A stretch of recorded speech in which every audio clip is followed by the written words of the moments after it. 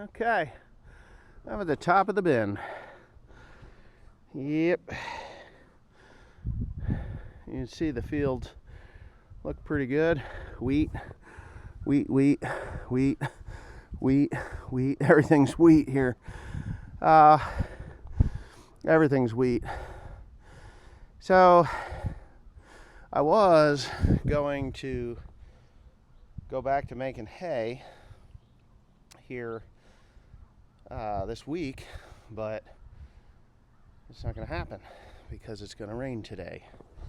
So I got to change my flag too. I'm hoping that's Timothy. Anyway, yeah, going back to normalcy, I guess. Gonna do some cleanup around this place. Yeah, that is Tim. Do some cleanup around this place. I'm putting a lid on here now.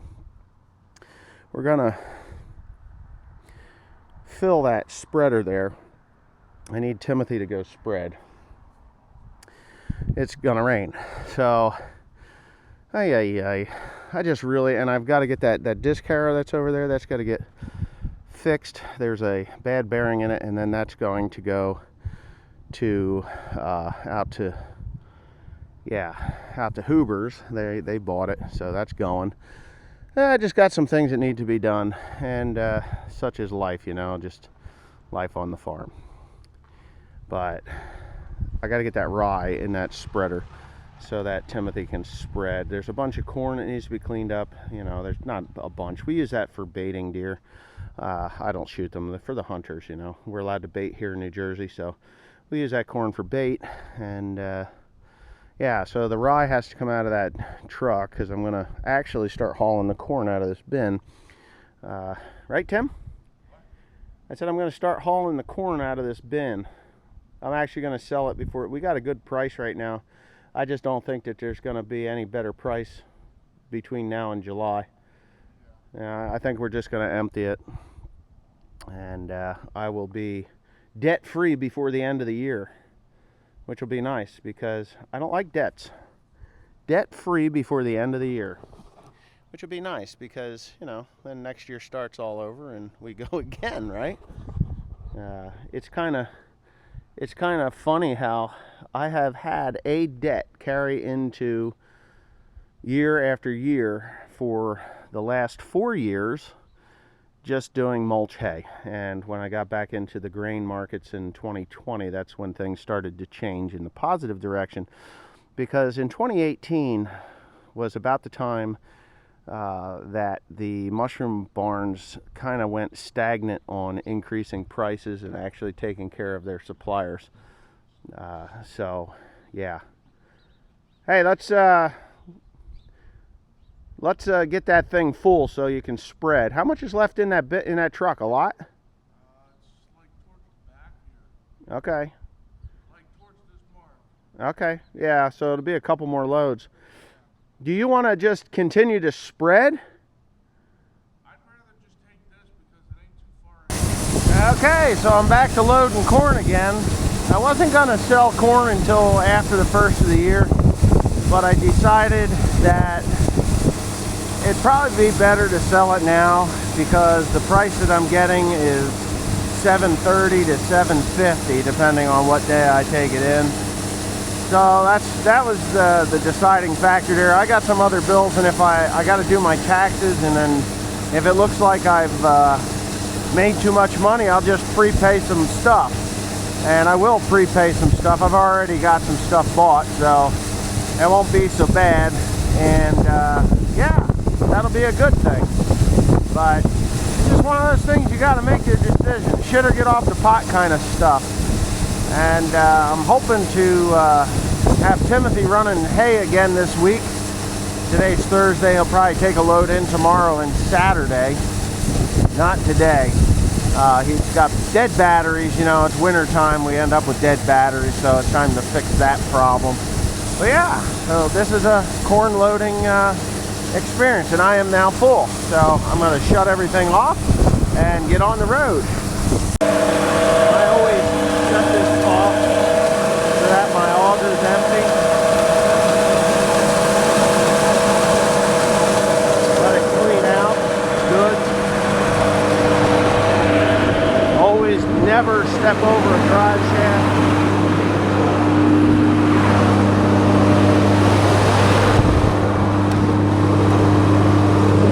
now that it's empty, slow your engine down, take your power takeoff, shut it off.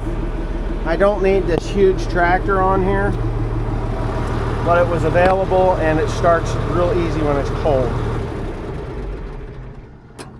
So, it's got me. Somebody shut off my auger. Which ones are good? Are they good? The Napa ones are good. The X-side ones are junk. Okay, good. They hold in the green. Yes. Excellent. Okay, so what I want you to do is I'm going to need 3 batteries for this truck. Okay. Because they're history. There's 2 X-sides in there, and then that I bought from Mac, and they're leaking. Okay. So there's something wrong with those. And then there's the original one that I got. Who knows how old it is. So we're going to get 5 batteries. I'll get you a check. You throw them. Oh, you don't need a check. You got the credit card? Yeah. Take your credit card up there. Anything else you need for that truck? No. All right. Okay, well, that's the deal. You got to take 5 batteries up, though. So I'll meet you over there. I'm going to back this up. I got to put fuel in it. Okay. All right, we're back again. Loading up. I guess I should probably turn that blinker off.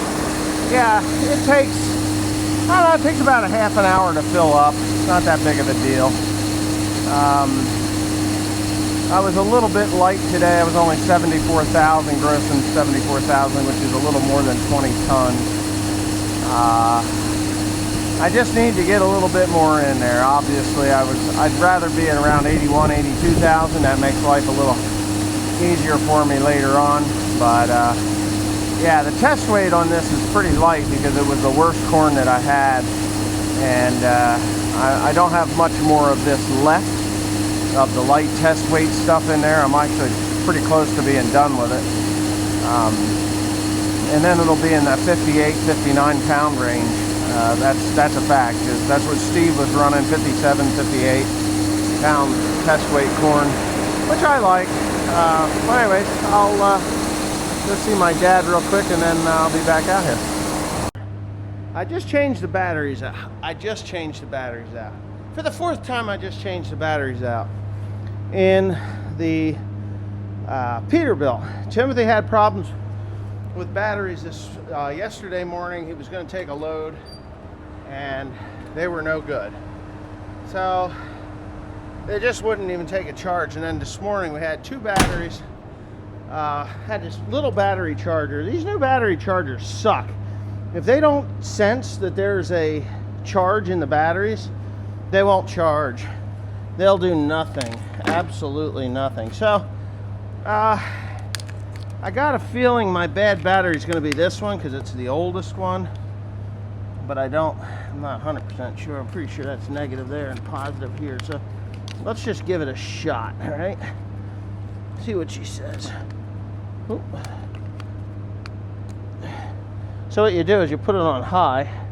I'm sure this is the bad one, and I can take that off, and I could put it on here, I think. Yeah, no, we're backwards. Don't want to do that to it. So this one's good. And what do we got here? This one positive. What is this? That's a negative. And this one here is good. So the 2 X-side batteries are good. That's just a quick way. It'll turn green if you put it on high and there's actually a charge into it. This one here is bad. I do have a tester here. This little tester here. Let's see, where are we at there? I think, what was that? Negative, positive? That one's positive. So we'll do this. We'll do that. And we'll do this. It says that it's got a charge to it, but it's going to go full dead. Full dead. That's the bad battery. These 2 batteries are good, so we can use them elsewhere. These 2, the 2 X-side batteries, those are the newest ones. I put those in 2020. This one here is history, though. So anyways, back to loading corn. Right, Tim? Back to loading corn? Yeah. Thank gets full pretty quick. If I filled this trailer up, I'd probably have 120 to 150,000 pounds of corn in it, and it would crush the trailer. And that's no joke. This thing has got really tall sides. So what I do, you can see where the marks are from where the corn would come out. And I did 2 piles today at that. Normally I do 3. So I have to go, I'm going to shut the doors now, and then I'm going to go ahead and pull ahead until that auger hits about that last beam right there. And then I'll put another pile that looks just like that there. And then that should have it. I got to look in the front though. Woo! What the heck? Yeah, you kind of gotta do your thing. Like I said, I was only 74,000 earlier, so I'll pull it ahead and then I'll climb up and take a look in. Now you can probably see it pulled the tarp off the clip. Oh, it's doing it again. This thing has auto leveling, I guess. And I don't want to get over 83,000 pounds. So what I'll do is I'll just monitor this for a little bit, and then I'll shut her off and tarp it up. Yeah, buddy, that's what I gotta do. Yep. I'm gonna empty that bin out if I haven't said it already. The reason I'm gonna do that is I just want to get all my bills paid before the end of the year, and so I'm debt free going into the year. And then I'll be able to just sell hay and buy lime and whatever my seed inputs that I need to buy. I'll be doing that. Probably going to be growing some conventional corn, non-GMO conventional corn. I've got 2 places that are looking for it. They're going to pay me 20 cents a bushel over what it would cost. What they'll pay, 20 cents a bushel over what they pay for GMO corn. So I got to talk to them a little further in depth to see if I'm growing 250 acres or 500 acres of that, and then another 500 or 1,000 acres of GMO corn. And I'm hoping that it goes all the way I want it to go.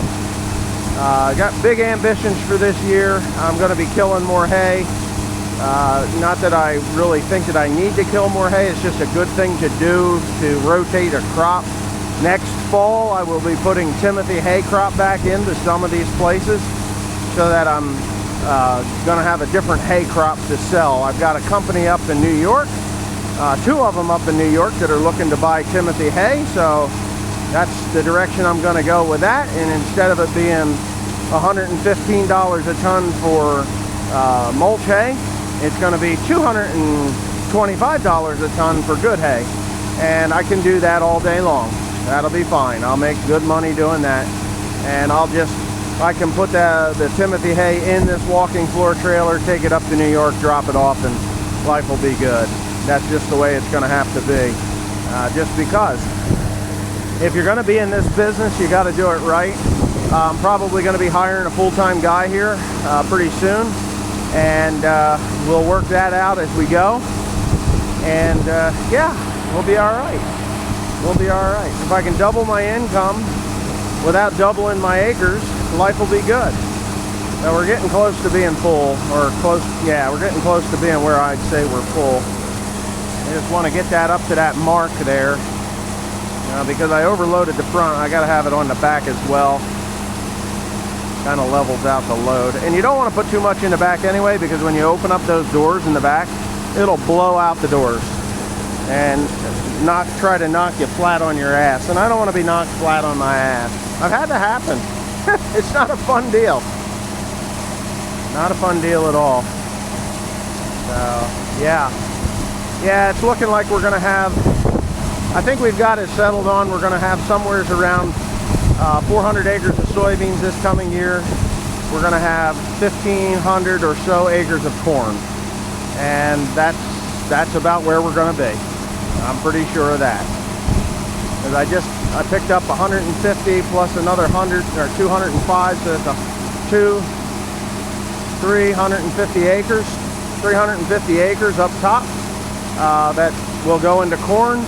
I'm going to put everything into corn that was into corn this year, and soybeans will be soybeans again because the drought that we went through, all the fertilizer and lime that I put down there for the drought is still for that particular crop, and the herbicides that I put down for those particular crops are still there. And the problem with those herbicides is if you don't get the right moisture to break them down, they're still hanging around for next year. And if you put like a soybean crop in where you've had atrazine, you're going to have problems. And I don't need problems. I can put corn on atrazine without any problems, and that's just the way I'm going to do it.